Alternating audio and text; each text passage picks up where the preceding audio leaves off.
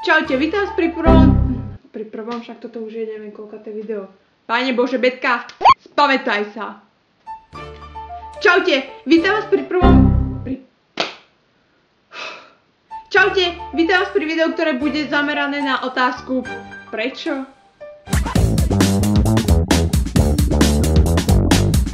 Prečo? Je to otázka, ktorú počujeme asi každý deň. Či už v škole, prečo je more slané? Alebo doma, prečo sú uhorky horké? Ale je to otázka kladená najmä malými deťmi, ktoré ešte neokúsili chuť piatkového večera, pondelkové vstávanie do školy a mnoho iných vecí, ktoré sú pre nás starších samozrejmosťou. Veľa veciam, javom alebo príčinám nerozumejú, preto sa nás, starších, často pýtajú prečo? Prečo? Už vám dochádzajú nápady, čo alebo ako na takéto otázky odpovedať. Väčšinou poviete len lebo. Ale to zväčša malým bádavým deťom ženúcim sa za odpovediami nestačí. Preto vám teraz dám pár rád, ako odpovedať na tie najrôznejšie otázky od tých najmenších, najzladších a zároveň aj najotrávnejších. Prvá rada, kým vám dieťa pokladá otázku, rýchlo si vyhľadajte odpoveď. Prečo sú uhorky horké? Pretože horkosť uhorek nakladačiek je odrodovou vlastnosťou. Horkosť je podporená stresovými podmienkami, suchom, vysokou teplotou, napadnutím škodcami. Sú surbitáceiny, ktoré ju spôsobujú, sa rozkladajú teplom, preto nebudú sterilizované uhorky nikdy horké. Ak chceš, budúci rok nasadíme tzv. Geneticky nehorknúce uhorky. Aha. Druhá rada, vymýšľajte si. A prečo železo hrdzavie? Vieš, to je preto, lebo napríklad aj sklo sa rozbije a potom by to bolo voči sklu neférové. Preto musí železo hrdzavieť, lebo inak by ho chcel každý. Preto sa oplatí investovať napríklad do takého zlata, s ktorým sa nič nedeje. Tak už viem, čo chcem od teba na narodeninky. Do prasa. Tretia rada, zahovorte to. Prečo má niekto hnedé oči a niekto modré oči? A koľko gramov zlata by si chcela? Neviem. A prečo sa to váži na gramy? Pozri, aké je vonku pekné počasie. A prečo je obloha modrá? Nejdeme na zmrzku? Prečo zrovna zmrzlinu?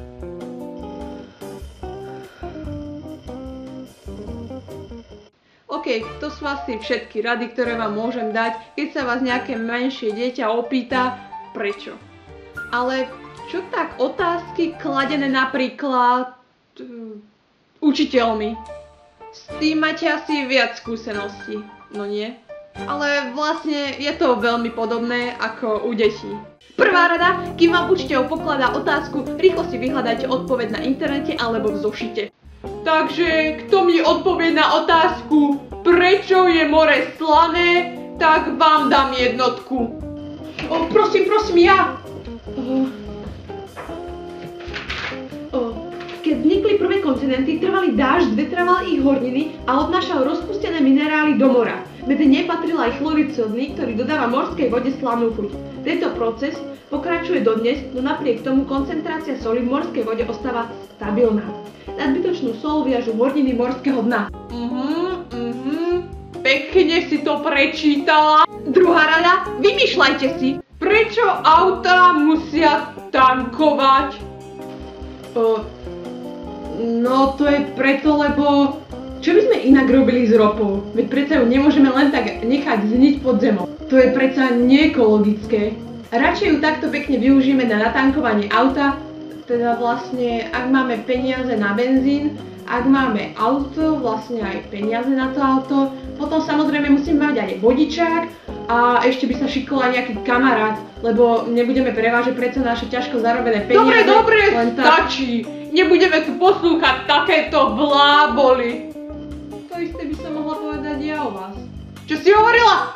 Nič. Tretiu už mám. Ale tak pre istotu. Tretia, zahovorte to. Prečo sa stali drahé kovy univerzálnym platidlom? Pán učiteľ, aké ste mali prázdniny? Ďakujem za opýtanie, boli veľmi dobré. Vieš, skoro by som aj zabudol. Stihol som vám opraviť aj písomky.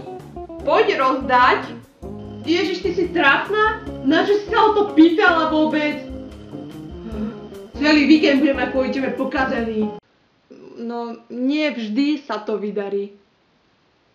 Pozor, tu mám ešte aj 4. radu, a ktorú moc síce neodporúčam, ale je to jedna z možností.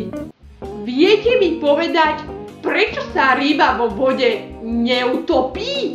Ako panúšťo, nehnevajte sa, ale nie ste tu náhodou od toho, aby ste nám to povedali vy? Do prasa.